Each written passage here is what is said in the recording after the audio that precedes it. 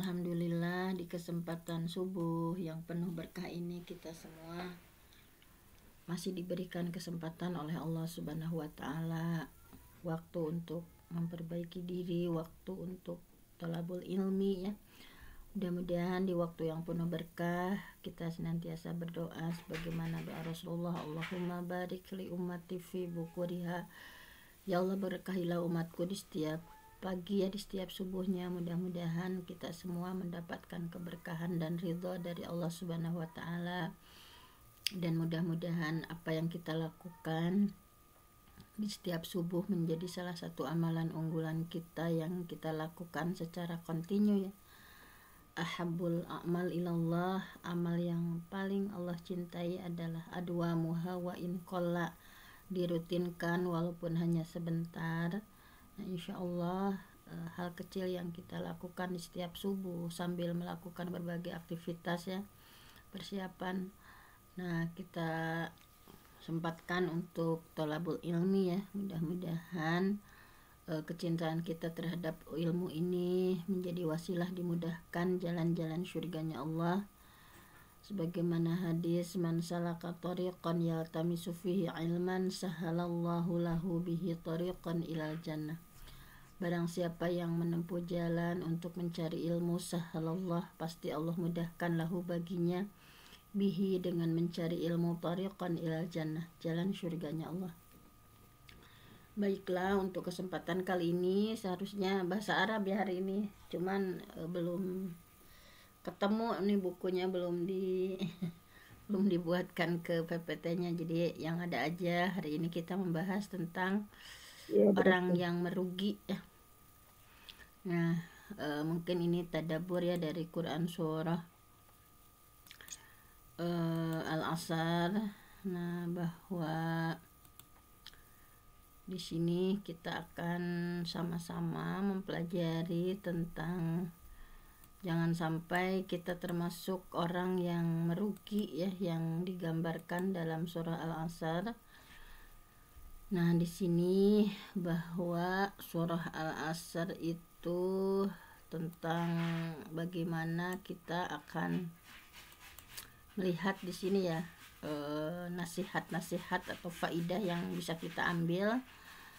A'udzubillahi minasyaitonirrajim. Wal asr, demi waktu ya, demi masa. Innal insan, sesungguhnya manusia itu lafi khusrin, benar-benar ada dalam kerugian. Ilalladzina amanu, kecuali orang yang beriman, wa amilus sholihat, dan orang yang mengerjakan amal solih, wa tawassau bil haqq, dan saling menasehati untuk mentaati kebenaran, wa tawassau bis sabr, dan saling menasehati untuk tetap dalam kesabaran.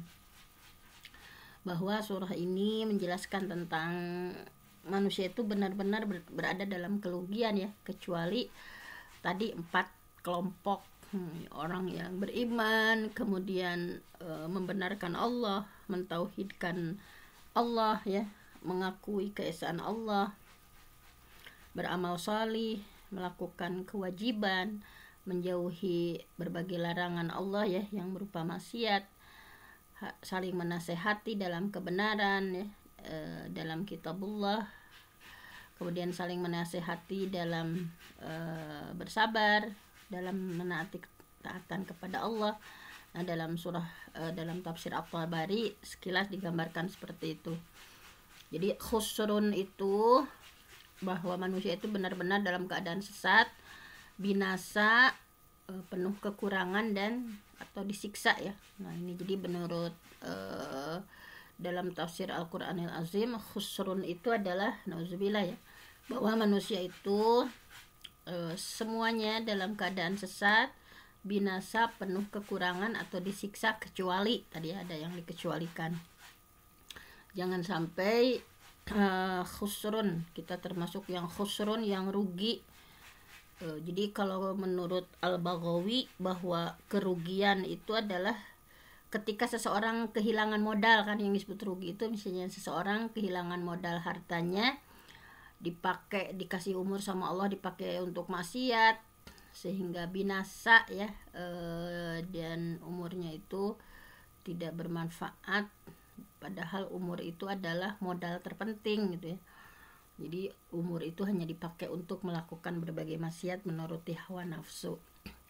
Saking pentingnya surah ini sampai-sampai ya dalam tafsir Ibnu Katsir disampaikan kutipan dari Imam Asy-Syafi'i bahwa lau tadabbaron nas hadhihi surah lawasi'athum.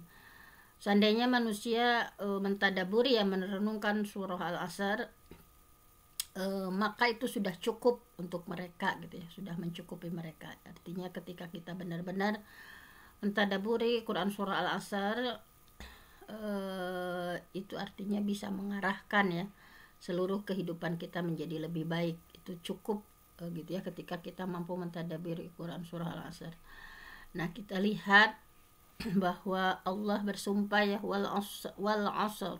Allah bersumpah dengan Al-Asr, bahwa Al-Asr di sini ada yang berpendapat Al-Asr itu adalah seluruh waktu ya, pokoknya demi waktu.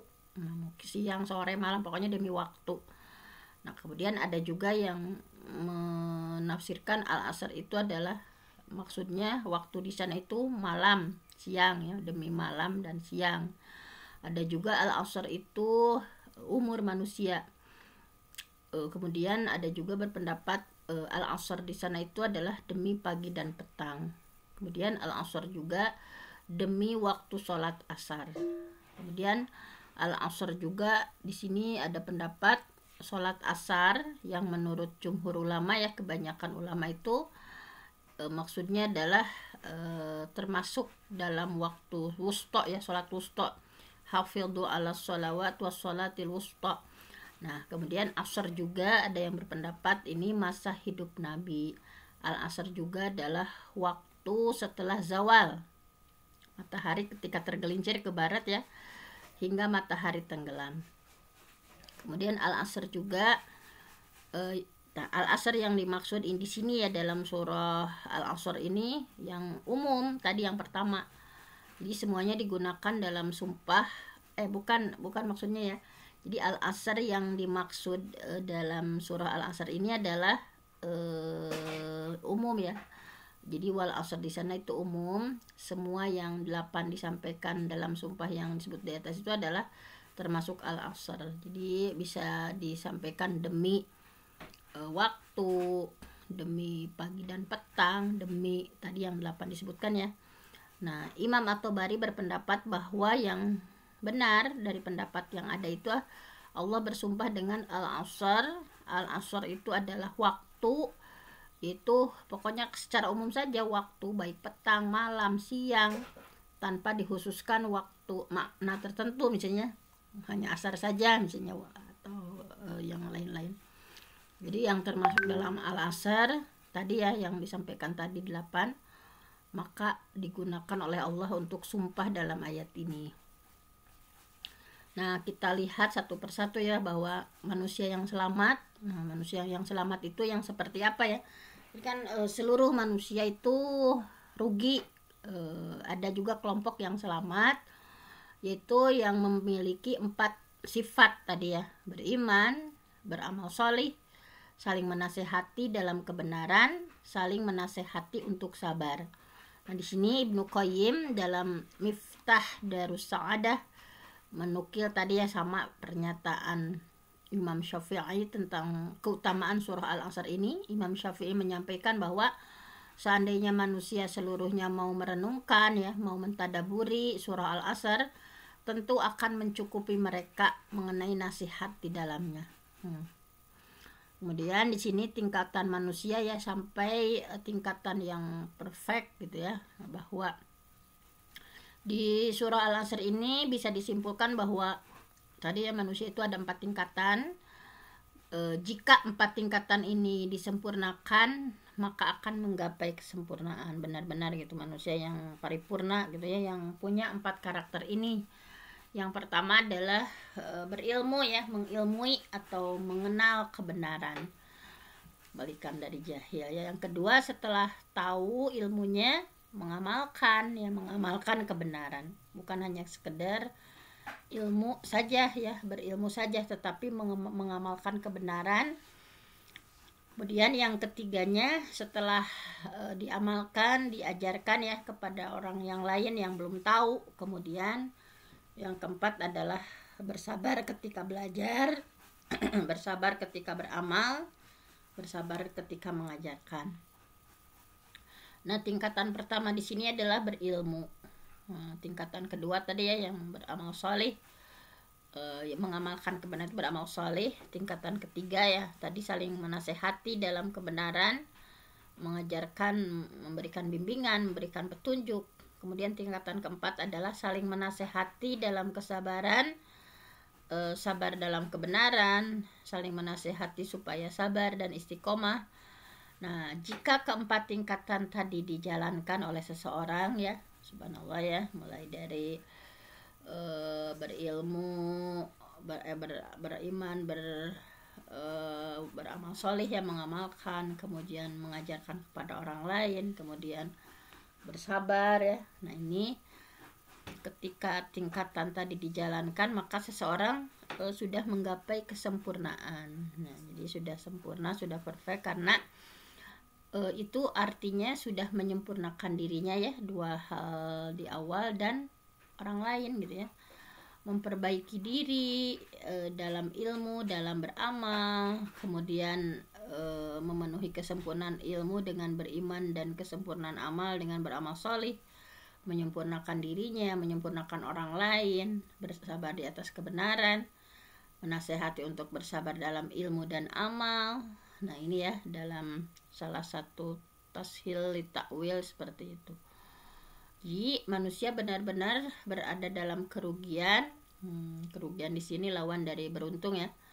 Kerugian sendiri ada dua macam ya menurut Abdurrahman bin Nasir As-Sa'di. Pertama, rugi di sini adalah rugi secara mutlak. Jadi rugi, pokoknya di dunia rugi, di akhirat rugi gitu ya. Jadi seseorang yang luput dari nikmat dan mendapatkan siksa gitu ya di neraka jahim. Jadi rugi di dunia dan rugi di akhirat. Kemudian yang kedua adalah kerugian dari sebagian sisi. Misalnya Allah mengglobalkan kerugian ya pada setiap manusia kecuali yang 4 sifat tadi. Jadi Allah secara umum pokoknya semuanya rugi lah manusia itu, kata Allah ya. Kecuali yang punya 4 sifat tadi ya. Beriman, beramal soleh, saling menasehati dalam kebenaran, saling menasehati dalam kesabaran. Kemudian di sini dirinci lagi ya, beriman itu kayak gimana misalnya. Yang dimaksud dengan orang yang selamat dari kerugian.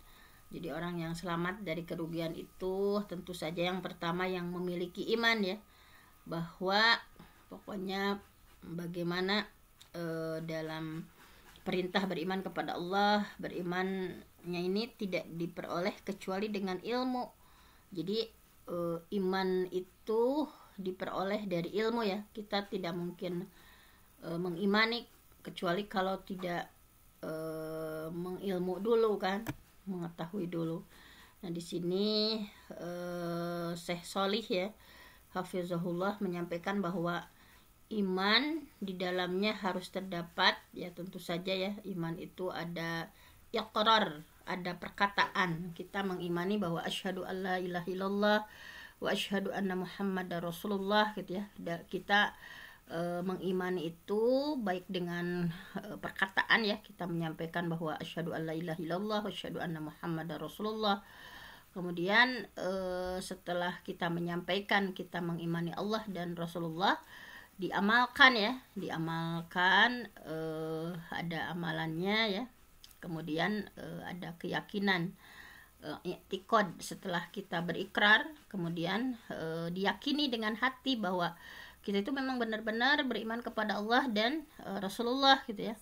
Kemudian tentu saja melalui wa amalun bil arkan, diamalkan dengan anggota badan kita. Ketika kita mengimani Allah, bentuknya itu diantara ibadahnya dengan melalui sholat yang kita lakukan dengan anggota badan kita gitu ya.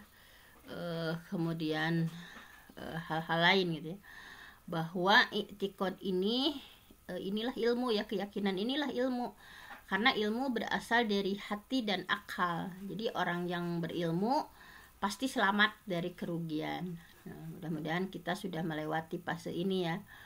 Nah, kemudian orang yang beruntung juga ya, yang kedua adalah yang orang yang tidak akan merugi itu orang yang beramal soleh. Nah, di sini adalah beramal soleh di sini melakukan berbagai kebaikan ya, baik kebaikan yang zahir maupun kebaikan yang batin, yang berkaitan dengan hak-hak Allah ya, habluminallah, hak-hak manusia, habluminanas, baik yang diwajibkan, yang difardukan atau yang disunahkan. Pokoknya melakukan berbagai kebaikan, amal soleh gitu ya. Kemudian maksud dari saling menasehati ya, watawasau bil haq, saling menasehati dalam kebenaran adalah saling menasehati dalam dua hal yang disebutkan sebelumnya ya. Saling menasehati, diantara kita saling memotivasi, saling mendorong untuk beriman dan beramal soleh. Nah, jadi ini adalah yang ketiga. Kemudian yang keempat adalah watawasau bisabar, mereka yang saling menasehati dalam kesabaran, yaitu saling menasehati untuk tetap bersabar dalam ketaatan kepada Allah, tetap bersabar untuk bertahan menjauhi maksiat, sabar dalam menghadapi takdir Allah, baik takdir khairihi wa syarrihi, takdir baik, takdir buruk. Karena as-sabru ya, sabar itu kita sudah sering membahas, sabar itu ada 3 macam ya. Kalau lihat dari Ali bin Abi Thalib, beliau menyampaikan bahwa dalam salah satu hadis ya, bahwa Ali bin Abi Thalib as-sabru salasah, bahwa sabar itu ada 3, bahwa as-sabru ala ta'ah ya, sabar dalam menjalani ketaatan, kita sabar ketika sholat ya, nggak terburu-buru, kita bersabar ketika melakukan saum ya, tidak melakukan hal-hal yang dilarang oleh Allah. Pokoknya sabar dalam melakukan berbagai ketaatan kepada Allah, sabar dalam menjauhi maksiat ya, as-sabru anil maksiyah, sabar dalam menjauhi maksiat, bertahan untuk tidak bergibah, menahan diri untuk tidak melihat sesuatu yang tidak Allah ridho, menahan diri dari berbicara dari sesuatu yang Allah tidak ridho gitu ya. Sabar dalam menghadapi takdir Allah, baik yang khairihi, yang menyenangkan, wasyarihi, yang menyakitkan gitu, tetap bersabar. Nah, ini sehingga 4 karakter tadi adalah sukses diri dan sukses orang lain. Nah, di sini ya, bahwa kan tadi 2 hal, yang pertama beriman, beramal soleh itu kan untuk diri sendiri ya, kita mengimani, kita melakukan amal soleh itu untuk diri sendiri, untuk kesempurnaan seorang manusia. Kemudian 2 hal berikutnya adalah menyempurnakan orang lain. Seorang manusia ya menggapai kesempurnaan ketika sudah melakukan 4 hal tadi. Nah, itulah manusia yang bisa selamat dari kerugian dan akan mendapatkan keberuntungan yang besar. Ini dalam tafsir As-Sa'di ya. Mudah-mudahan kita termasuk orang yang seperti ini ya, kita sedang berikhtiar beriman, beramal soleh gitu ya, kemudian peduli terhadap orang lain, menasehati ya dalam kebenaran, kemudian tetap bersabar ya dalam menghadapi berbagai kebenaran atau ketaatan kepada Allah. Nah, di sini ada faidah ya, ada 2 faidah yang bisa disampaikan. Asar ini bisa diartikan waktu asar, bisa diartikan dengan waktu secara keseluruhan. Nah, kali ini dijelaskan 2 catatan penting tentang sholat asar ya. Kenapa dalam 8 di antara 8 itu, bahwa maksud dari wal asri di sana itu adalah ada waktu asar ya. Nah, ini tentang manajemen waktu. Nah, jadi bahwa kenapa sholat asar ya, ulama berpendapat bahwa wal asri di sana itu diantara maksudnya selain keseluruhan waktu adalah keseluruhan diantaranya demi waktu asar. Kita sebagai manusia harus memperhatikan waktu asar nih. Nah, di sini salah satunya sholat asar itu yang secara termaktub dalam surah Al-Baqarah ya, bahwa hafidhu ala sholawat, peliharalah semua sholatmu, wassolatil wusta, dan ada penegasan kita harus menjaga sholat ya, jagalah sholat dan jagalah sholat wusta. Nah, karena di zaman kaum sebelumnya itu banyak yang tidak mau melakukan sholat wusta gitu ya. Jadi sholat wusta itu adalah sholat asar. Nah, di sini ya bahwa dalam hadis riwayat Muslim, saghaluna 'anis sholatil wusta sholatil asri. Mereka telah menyibukkan kami dari sholat wusta, yaitu sholat asar. Nah, jadi ada keutamaan bagi yang benar-benar bisa menjaga sholat asar dan sholat subuh ya, dari Abu Musa radhiyallahu an. Beliau berkata bahwa Rasulullah pernah bersabda, man shallal bardain dakhala jannah. Ini jadi ada kan itu waktu asar dan subuh itu sip malaikat ya, sip malaikat gitu. Jadi ketika malaikat yang akan turun petang gitu ya, nah sudah mulai turun ke bumi. Nah, dan itu waktunya adalah sholat asar. Jangan sampai ketika sip itu malaikat udah ke atas ya, kita belum melaksanakan sholat asar gitu ketika dilaporkan sama Allah. Nah, jadi itu sholat subuh, sholat asar itu adalah sip ya, sipnya malaikat gitu ya. Sipnya tugasnya itu ada yang ke atas melapor, ada yang ke bawah ya. Nah, ini jangan sampai kita melalaikan ya dua waktu ini gitu ya. Bagi waktu asar di sini, man sholal bardain dakhalal jannah. Barang siapa yang mengerjakan sholat bardain, sholat subuh dan asar, maka dia akan masuk surga. Nah, bagi yang meninggalkan sholat asar, maka ancamannya begitu berat ya. Yang meninggalkan sholat asar ancamannya begitu berat. Hadisnya dari Burairah ya, man taraka shalah al-asri faqad habita amaluhu. Barang siapa yang meninggalkan sholat asar, maka hapuslah amalnya. Jadi terhapus amalannya gitu ya. Ada di sini ya, Al-Muhallab radhiyallahu an, maknanya adalah apa maknanya? Bahwa yang meninggalkan sholat asar itu hapus amalnya, bahwa meninggalkan dengan menyia-nyiakan, menganggap remeh keutamaan waktunya, padahal mampu melaksanakannya gitu ya. Nah, seperti itu. Kemudian Ibnu Taimiyah menyampaikan bahwa maksud habita amaluhu, terhapus amalan itu tidaklah ditetapkan melainkan pada perkara dosa besar.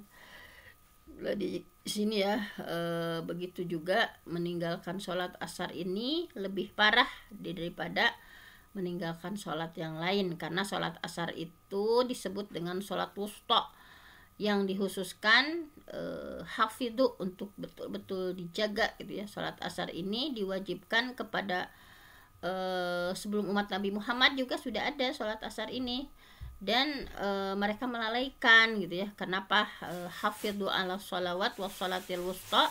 Sebetulnya sholat wusta ini, sholat asar ini udah diwajibkan kepada umat sebelum Nabi Muhammad ya, sebelum kita gitu, yang mana mereka itu suka melalaikan sholat ini. Jadi siapa saja yang bisa menjaga sholat asar maka akan mendapatkan 2 ganjaran, dalam Al-Majmu'ah Al-Fatawa seperti itu.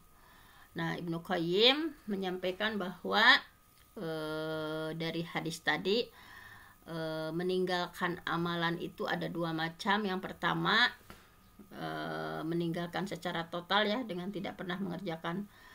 Maksud dari taroka sholah itu, barang siapa yang meninggalkan di sini secara total, emang tidak pernah mengerjakan sholat sama sekali gitu ya, dan ini amal seluruhnya batal. Jadi menurut Ibnu Qayyim, mantaroka di sana itu bahwa meninggalkan secara total gitu ya, memang nggak pernah sholat misalnya, dan ini seluruh amalnya batal. Kemudian yang kedua adalah meninggalkan pada hari tertentu, misalnya nggak, karena sibuk di hari itu ya, menjadikan amalnya batal ya pada hari itu. Jadi karena meninggalkan secara umum maka amalnya batal secara umum. Lalu meninggalkan sholat tertentu maka amalannya batal pada hari tertentu. Nah, di sini ada faidah dalam memanage waktu ya. Di antara makna al-asar yang digunakan dalam sumpah ya, Allah bersumpah dengan waktu itu sendiri, berarti waktu itu adalah sangat penting untuk dijaga ya. Perhatikan semuanya, kata Allah ya, wal asr, demi waktu. Nah, demi waktu ya, perhatikan tentang waktu, bahwa sangat penting untuk dijaga ya waktu itu. Nah, ini Ibnu Abbas, beliau menyampaikan Rasulullah SAW bersabda, nikmatani, ada dua kenikmatan, magbunun, yang manusia banyak tertipu, fihima ya, diantaranya ya fihima padanya, yaitu kathiru minan nas, banyak manusia yang tertipu dengan dua nikmat ini, yaitu nikmat as-sihah, nikmat sehat, wal farog, dan waktu senggang. Nah, jadi manusia itu banyak yang tertipu ya dengan dua nikmat ini ya, yaitu nikmat sehat dan nikmat waktu senggang, waktu lapang gitu ya. Nah, dalam Fathul Bari Ibnu Jauzi menyampaikan bahwa ini kadang manusia ya dalam kondisi sehat namun tidak punya waktu luang gitu ya. Dia itu sehat tapi nggak punya waktu luang karena sibuk dengan urusan dunia gitu ya. Tapi kadang juga ada waktu luang tapi nggak sehat ya. Waktu luang ada tapi dia sakit gitu ya. Nah, sehingga ketika berkumpul pada manusia ya, ketika alhamdulillah dalam keadaan sehat, alhamdulillah ada waktu luang. Nah ini dan akan datang rasa malas ya dalam melaksanakan berbagai ketaatan kepada Allah. Nah, itulah manusia tertipu ya, terperdaya dengan dua nikmat tadi. Ketika sehat lalai-lalai aja gitu ya, malas tahajud, malas tilawah, misalnya malas melakukan berbagai ketaatan lainnya. Sudah sama Allah kasih sakit, nah baru terasa gitu ya. Ada juga yang sibuk gitu, nggak keburu melakukan berbagai ketaatan, duha nggak keburu saking sibuknya gitu ya. Nah, inilah manusia ya suka tertipu dengan dua nikmat tadi, nikmat sehat dan nikmat waktu luang. Nah, ini kemudian Ibnu Qayyim dalam kitab Al-Jawab Al-Kafi, Imam Syafi'i pernah mendapatkan nasihat seperti ini ya, bahwa al-waktu kasayib, waktu itu seperti pedang, waktu itu laksana pedang, fa in qata'tahu wa illa qata'aka, fa inna qata'tahu wa illa qata'aka. Jadi waktu itu seperti pedang, jika engkau tidak menggunakannya maka ia akan menebasmu, dan wa nafsuka illam tashghulha bil haq wa illa sagolat kabil batil. Nah, jadi di sini ya, bahwa jika engkau tidak menggunakan waktu sebaik-baiknya maka waktu itu akan menebasmu ya, dan dirimu jika tidak disibukkan dengan kebaikan ya, maka pasti akan disibukkan dengan hal yang sia-sia. Jadi itulah pilihannya ya, pokoknya antara sibuk dengan melakukan kebaikan atau sibuk dengan sesuatu yang batil gitu ya. Nah, di sini dalam Jawab Al-Kafi Ibnu Qayyim menyampaikan bahwa waktu manusia itu adalah umurnya yang sebenarnya gitu ya. Waktu manusia itu ada umurnya yang sebenarnya.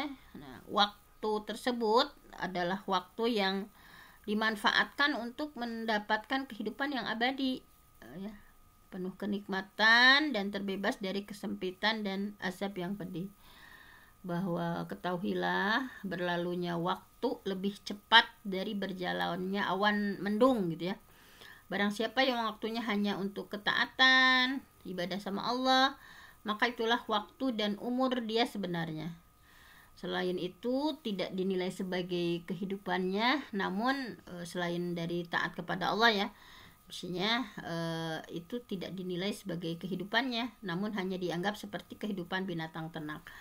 Jadi yang dimaksud dengan tadi ya, bahwa umur yang sebenarnya manusia itu umur yang dipakai untuk melakukan berbagai ketaatan gitu ya. Berarti itu adalah dinilai sebagai kehidupannya. Umur manusia yang sebenarnya itu ketika dia mulai melakukan berbagai ketaatan dari usia berapa ke berapa gitu ya. Selain dari ya selain dari waktu yang tidak dipakai untuk beribadah sama Allah, maka nggak dinilai sebagai kehidupannya, namun hanya dianggap tadi seperti kehidupan binatang ternak. Nah, kemudian Ibnu Qayyim menyampaikan bahwa jika waktu hanya dihabiskan untuk lalai-lalai gitu ya, kita dikasih waktu 24 jam hanya dipakai untuk mengumbar hawa nafsu, berangan-angan yang batil, dihabiskan banyak tidur ya, disia-siakan, maka sungguh kematian lebih layak bagi orang tersebut gitu ya. Nah, di sini Ibnu Qayyim dalam Al-Fawaid menyampaikan bahwa idha'atul waqti, menyia-nyiakan waktu itu, asyaddu, lebih parah, minal maut, dari kematian. Li'anna idha'atul waqti, karena menyia-nyiakan waktu, taqta'uka anillah. Ketika kita menyia-nyiakan waktu, maka itu memutuskanmu dari mengingat Allah, wadaril akhirah, dan negeri akhirat. Wal maut, sedangkan kematian, yaqta'uka anid dunya wa ahliha, hanya memutuskanmu dari dunia dan penghuninya. Jadi kalau menyia-nyiakan waktu memutuskan dari mengingat Allah dan negeri akhirat, sedangkan kematian hanya memutuskanmu dari dunia dan penghuninya. Karenanya ingat ya pesan dari Ibnu Abbas bahwa Rasulullah pernah menasehati seseorang. Nah, ini hadisnya yang sangat populer ya. Igtanim, manfaatkanlah, homsan ya, 5 perkara, qabla homsin, sebelum datang 5 perkara. Syababaka, nah manfaatkan waktu muda, qabla haromika, sebelum datang waktu tua ya. Jadi ketika muda itu harus diisi dengan berbagai ketaatan kepada Allah ya. Syababaka ya, manfaatkan waktu mudamu, qabla haromika, sebelum datang waktu tuamu. Wasihatika, dan manfaatkan nih waktu sehat, qabla sakomika, sebelum datang waktu sakit. Wa ghinaka qabla fakrika, manfaatkan ketika kaya ya, sebelum kamu fakir.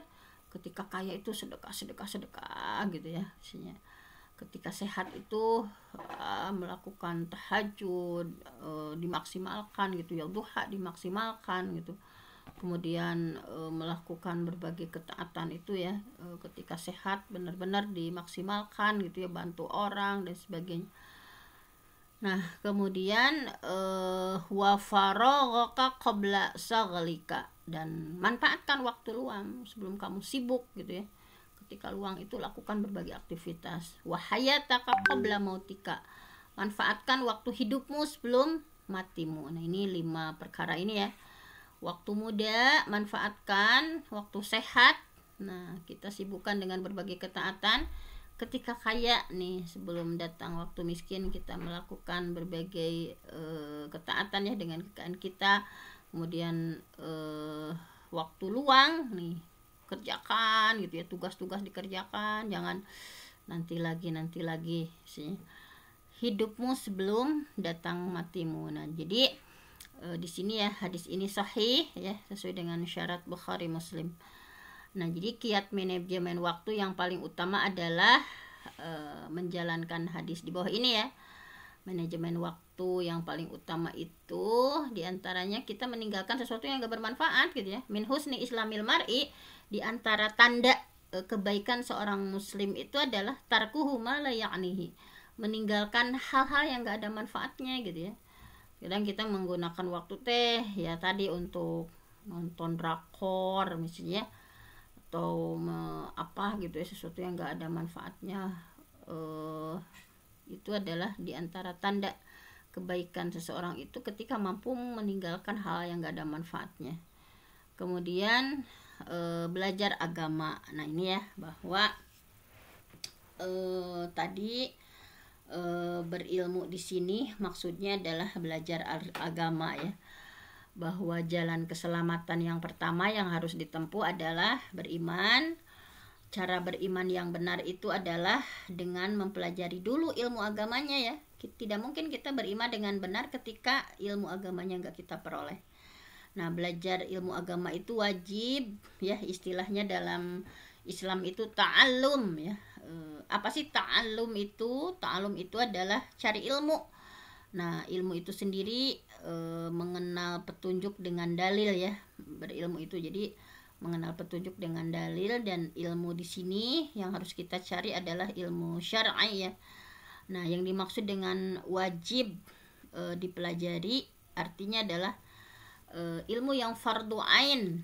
Karena ilmu itu ada fardu ain, ada fardu kifayah ya kalau menurut Imam Al-Ghazali. Ilmu yang fardu ain itu kayak kita mengenal rukun iman, rukun Islam, tahu halal haram yang harus dijauhi apa saja, ilmu untuk muamalah gitu ya. Intinya yang dimaksud dengan wajib ini ya, bahwa la yatimul wajib illa bihi fahuwa wajib alaihi ilmu bih. Sesuatu yang tidak sempurna yang wajib kecuali dengan mempelajarinya, maka wajib untuk belajar tentangnya. Nah, ini ya, wajib kita menuntut ilmu supaya bisa menjalankan keagamaan kita dengan baik ya, kata Imam Ahmad. Kemudian beliau ditanya semisal ilmu ya apa yang wajib dipelajari itu gitu ya. Kemudian Imam Ahmad menyampaikan ilmu yang wajib dipelajari adalah ilmu yang tidak boleh kita bodoh di dalamnya, yaitu ilmu tentang sholat ya.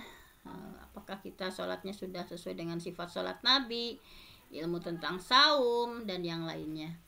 Nah, maksud Imam Ahmad, ilmu yang wajib dipelajari adalah ilmu yang jika kita tidak mempelajarinya akan terjadi dalam meninggalkan kewajiban atau terjatuh dalam keharaman gitu ya.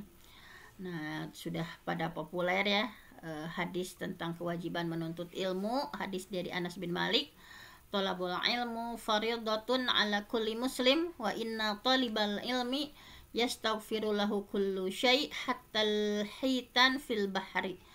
Menuntut ilmu itu adalah wajib bagi setiap muslim. Sesungguhnya penuntut ilmu akan dimintakan ampunan oleh segala sesuatu sampai pada ikan di lautan ya. Jadi kita didoakan ya para pencari ilmu nih, menuntut ilmu itu wajib, dan penuntut ilmu akan dimintakan ampunan. Nah, Allah akan memintakan ampunan, malaikat ya, bahkan segala sesuatu sampai hitan, ikan di lautan pun memintakan ampunan bagi para penuntut ilmu. Nah, mudah-mudahan kita lebih semangat ya, kita menyempatkan diri untuk menjadi thalibal ilmi ya, penuntut ilmu yang keutamaannya yastaghfirulahu kullu syai', segala sesuatu apapun ya, baik makhluk langit, makhluk bumi, bahkan ikan di lautan pun memohonkan ampun untuk para penuntut ilmu. Nah, ini ya, bahwa kalau kata Imam Bukhari mah ya, berilmu dulu baru beramal gitu ya. Al ilmu qoblal amal, berilmu dulu sebelum beramal. Nah, di sini Amirul Mukminin dalam bidang hadis ya, Imam Bukhari menyampaikan dalam kitab Sahih Al-Bukhari ada bab al ilmu qoblal qaul wal amal, berilmu dulu sebelum ngomong ya, berilmu dulu sebelum beramal gitu ya. Lantas beliau menyebutkan dalil fa'lam. Nah, ini dalilnya ya, kenapa kita harus al ilmu qoblal qaul wal amal, ilmu dulu sebelum berucap dan beramal. Ini dalilnya itu dalam Quran surah Muhammad, bahwa fa'lam, ilmui dulu gitu ya, berilmu dulu. Fa'lam, ketahuilah, berilmulah, annahu la ilaha illallah, bahwa sesungguhnya tiada Tuhan selain Allah, wastaghfir li dzanbik, dan mohonlah ampunan bagi dosamu. Dalam ayat ini Allah memulai dengan berilmu dulu baru beramal gitu ya.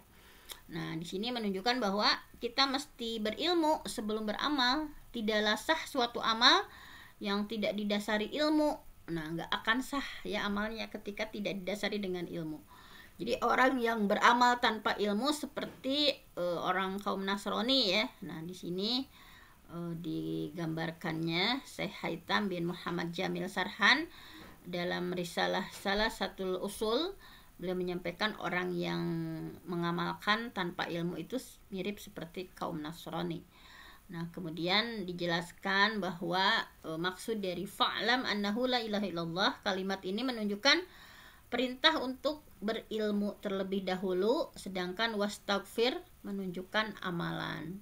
Fa'lam berilmu dulu, wastaghfir lidzanbik ini menunjukkan amalan. Jadi surah Muhammad ayat 19 menunjukkan keutamaan berilmu. Nah, kemudian di sini ya dari Sufyan bin Uyainah ketika ditanya mengenai keutamaan ilmu, ia menyatakan bahwa tidakkah engkau mendengar tentang keutamaan ilmu itu dalam surah Al-Muhammad ya ayat 19 ya. Ketika mulai dengan fa'lam artinya mulailah dengan ilmu, baru setelah itu disebutkan perintah untuk beramal, wastaghfir lidzanbik.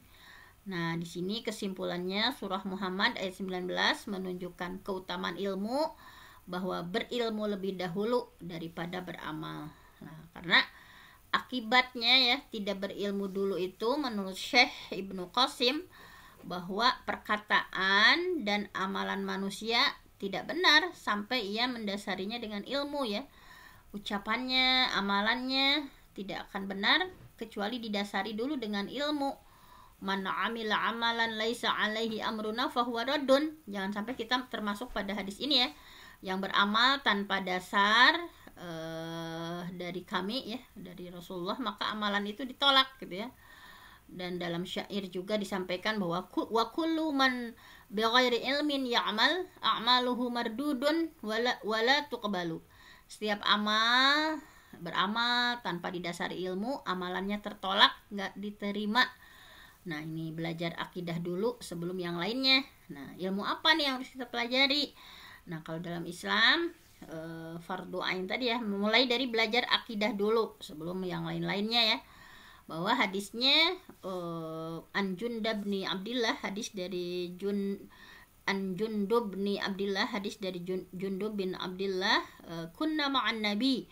Ini para sahabat ya, bahwa dulu kami bersama Nabi, wa nahnu fityan, kami masih anak-anak ya. Jadi beliau Jundub bin Abdillah memberikan pengalamannya ya, bahwa kami dulu bersama Nabi, kata Jundub ya, wa nahnu fityanun, dan kami dulu masih anak-anak gitu ya, hazawiratun gitu ya, mendekati balig ya, masih anak-anak ya, mungkin agak-agak pemuda yang mendekati balig gitu. Fata'allamnal iman, kemudian nah kami mempelajari iman gitu ya, qabla an nata'allamal Qur'an, sebelum kami mempelajari Al-Qur'an. Tsumma ta'allamal Qur'an, kemudian setelah itu kami mempelajari Al-Qur'an, fazdadna bihi imana, dan bertambahlah keimanan kami kepada Al-Qur'an. Nah, di sini ya hadisnya sahih. Jadi yang menjadi prioritas gitu ya ketika kita mengajarkan kepada putra-putri kita ya, kepada anak-anak kita nih, ini masih anak-anak ya mendekati balik, yang pertama harus dipelajari itu adalah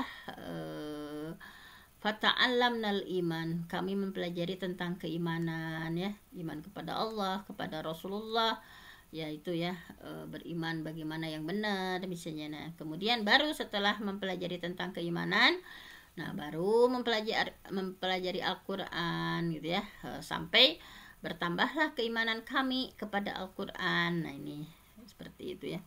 Nah, kata Syekh Muhammad bin Abdullah dalam salah satu usul salasah ya, yang mesti dipelajari dulu itu adalah ma'rifatullah, tentang bagaimana kita mengenal Allah, ma'rifatul Rasul, mengenal Rasul, ma'rifatul Islam ya, mengenal Islam dengan dalil.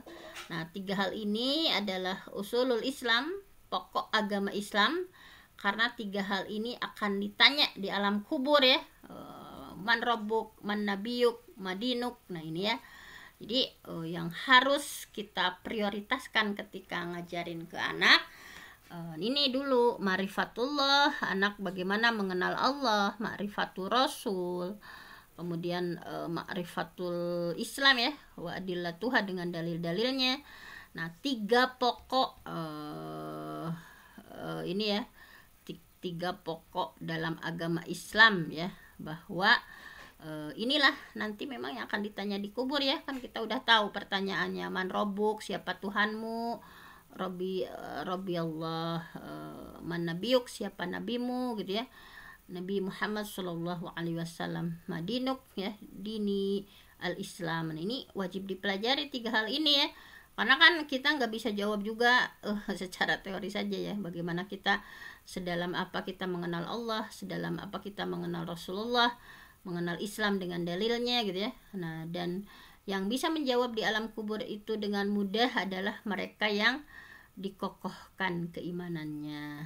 Nah, di sini ya bahwa Allah berfirman, yusabbitullah, Allah meneguhkan keimanan, yusabbitullah alladzina amanu, Allah meneguhkan iman kepada orang yang beriman, bil qauli tsabit, dengan ucapan yang teguh, fil hayati dunya, dalam kehidupan dunia, wa fil akhirah, dan kehidupan akhirat, wa yudillullah, Allah menyesatkan az-zalimin, orang yang zalim, wa yaf'alullah ma yasha, dan Allah Allah berbuat apa yang Allah kehendaki.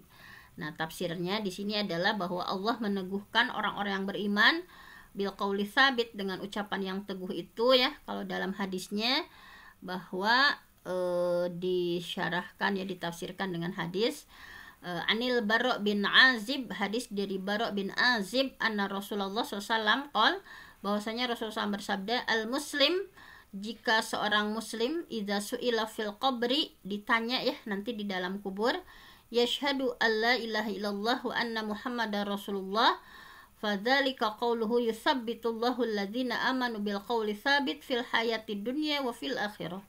Jadi nanti ya, ketika seorang muslim ditanya di dalam kubur, tentunya ia akan berikrar bahwa yashhadu alla ilaha illallah wa anna muhammadar rasulullah. Nah, orang yang ditanya di dalam kubur itu akan dengan lancar ya, dan itu adalah Allah, maksud dari yusabbitullah alladzina amanu bil qauli tsabit itu fil hayati dunya fil akhirah itu gitu ya. Jadi menurut salah satu penafsiran dalam ayat di atas bahwa Allah akan meneguhkan. Nah, Allah akan yusabbit, meneguhkan orang yang beriman di dunia selama ia hidup, dan di akhirat ketika ditanya dalam kubur, yusabbit, Allah akan memampuhkan ya bagi orang yang beriman untuk yashhadu alla ilaha illallah wa anna muhammadar rasulullah. Nah, jadi bukti di alam kubur bahwa orang yang kuat imannya akan mudah menjawab pertanyaan kubur ya. Dari maksudnya seperti itu, bahwa di sini ditegaskan bahwa dikuatkan ya, sesungguhnya seorang mukmin ketika meninggal dunia ia akan didudukan di kuburannya, kemudian ditanya ya tadi, man rabbuk, madinuk, man nabiyuk gitu ya, dan Allah akan menguatkan orang beriman mampu menjawab ketika ditanya man rabbuk, madinuk, man nabiyuk. Nah, maka akan menjawab Rabbi Allah, dinil Islam, Nabi Muhammad Shallallahu Alaihi Wasallam. Nah, ini maksudnya dari Quran Surah Ibrahim ayat 27. Nah, akan dimudahkan sama Allah, dibantu sama Allah. Nah, kemudian udah jam 6.31 ya, mungkin tadabbur dari Quran Surah Al-Asr ya, baru 1 poin sebetulnya yang dibahas gitu ya.